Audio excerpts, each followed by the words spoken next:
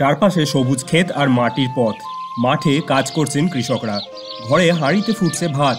গাছের ডালে বসে আছে হাজারো চড়ুই পাখি। তাদের কিচিরমিচির ডাকি যেন এই গ্রামের প্রাণ। কিন্তু আপনি কি জানেন, একদিন চীনের এই গ্রামে শুধুমাত্র চড়ুই পাখিই হয়েছিল 4 কোটি মানুষের মৃত্যুর কারণ।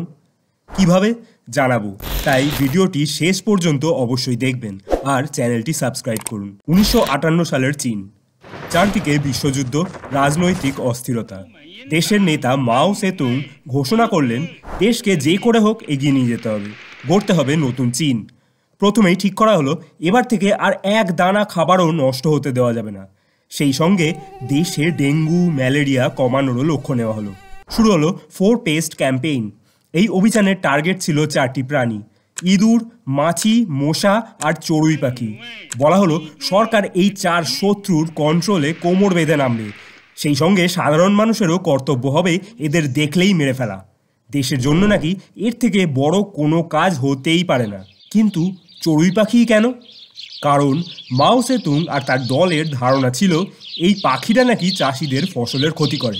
হাজার হাজার টন খাদ্য নষ্ট হয় শুধু এই পাখিদের জন্য। এটাই ছিল সরকারি যুক্তি। আর তাই সিদ্ধান্ত নেওয়া হলো, এই পাখিদের নির্মূল করতে হবে। কিন্তু এই সিদ্ধান্ত যে ইতিহাসের সবচেয়ে বড় ভুল হতে চলেছে, সেটা কেউ ভাবতেই পারেনি। গ্রাম থেকে শহর, স্কুল থেকে অফিস, সবাই একসঙ্গে নেমে পড়লো এই মিশনে। হাতে ড্রাম, তবলা, ঘন্টা নিয়ে মানুষ চড়ুই পাখি দেখলেই বাজাতে শুরু করলো। চড়ুই পাখিরা কোথাও যেন একটুও বিশ্রাম নিতে না পারে। চারপাশে শুধু আওয়াজ আর আওয়াজ। চড়ুই পাখিরা বারবার উঠতে লাগলো। তারা জানে না কোথায় পালাবে, কিন্তু মানুষ থামলো না। তারা আরও জোরে জোরে আওয়াজ করতে লাগলো, যতক্ষণ না পাখিগুলো ক্লান্ত হয়ে আকাশ থেকে মাটিতে পড়ে যাচ্ছে। একটা ছোট্ট নিরীহ পাখিকে এভাবে মাটিতে ছিটকে পড়তে দেখেও মানুষের মনে এতটুকু দয়া মায়া জাগেনি। হাজার হাজার চড়ুই পাখিকে নির্মমভাবে মেরে ফেলতে লাগলো চীনের সাধারণ মানুষ। বাড়ির ছোটদেরও বড়রা চড়ুই পাখি মারতে এনকারেজ করত। সেই সময়ের বিভিন্ন ছবিতে দেখা যায় কিভাবে সুতোয় মৃত চড়ুই বেঁধে খেলা করতো ছোট ছেলেমেয়েরা। এই দৃশ্য শিউরে ওঠার মতো। শুধু কয়েক মাসের মধ্যেই লক্ষ লক্ষ চড়ুই পাখি মেরে ফেলা হলো। মানুষের হাবভাবে মনে হলো যেন বড় একটা অসাধ্য সাধন হয়েছে। সবাই তো খুব খুশি, তারা ধরেই নিয়েছে এবার আর চিন্তার কিছু নেই, সমস্ত ফসল রক্ষা পাবে, মানুষের খাবারের অভাব থাকবে না। কিন্তু আসলে সত্যিটা কি জানেন? আমাদের পৃথিবী একটি দাঁড়িপাল্লার মতো। এখানে সব কিছু ব্যালেন্সে চলে। একদিক থেকে কিছু সরিয়ে নিলেই অপর দিকে তার প্রভাব পড়ে। আর এক্ষেত্রেও প্রকৃতি এত বড় ভুল সহ্য করল না। শাস্তি হিসাবে ফিরিয়ে দিল এক নির্মম সত্য। চড়ুই পাখি ফসলের কিছুটা খেত বটে, কিন্তু তার চেয়েও বড় একটি কাজ করত তারা। ফসলের পোকামাকড় খেয়ে চাষিদের উপকার করত চড়ুই পাখি। সেই চড়ুই পাখি না থাকায় সেই পোকামাকড়ের সংখ্যা হু হু করে বেড়ে গেল। মাঠে মাঠে ছেয়ে গেল পঙ্গপাল ও নানা কীটপতঙ্গের দল। আপনারা জানেন, এই পঙ্গপাল এলে তাকে রোখার সাধ্য আধুনিক যুগেও নেই। আর সেখানে পুরনো প্রযুক্তি, কমজোরি কীটনাশক দিয়ে কিছুই করতে পারেনি চীনের সরকার। কৃষকরা এবার দাঁড়িয়ে দাঁড়িয়ে এক করুণ দৃশ্য দেখল।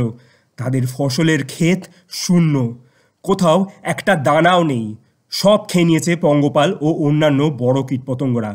চড়ুই পাখি হত্যার এই ভুল চীনের প্রতিটি মানুষের জীবনে অন্ধকার এনে দিল। 1959 থেকে 1962 সাল পর্যন্ত চীন জুড়ে দেখা দিল এক ভয়াবহ দুর্ভিক্ষ। খেতে না পেয়ে কঙ্কালসার হয়ে গেলেন বহু মধ্যবিত্ত মানুষও। শস্য শ্যামল চীন এমন ভয়ানক দুর্ভিক্ষ এর আগে দেখেনি। এই দুর্ভিক্ষে লাখো মানুষ মারা গেল, অনেকে তাদের প্রিয়জনকে হারালো।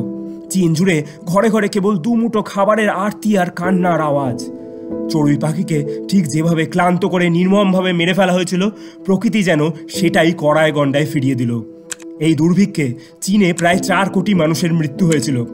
হিসাবটা সরকারি, আসল সংখ্যাটা এর চেয়ে অনেক বেশিও হতে পারে।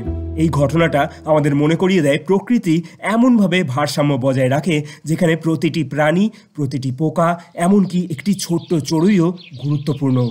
এই ঘটনায় শিক্ষা নিয়ে পরবর্তীকালে চীন আবার চড়ুই পাখি সংরক্ষণের পদক্ষেপ নেয়। সেই ভুল সংশোধনের চেষ্টা করা হয়।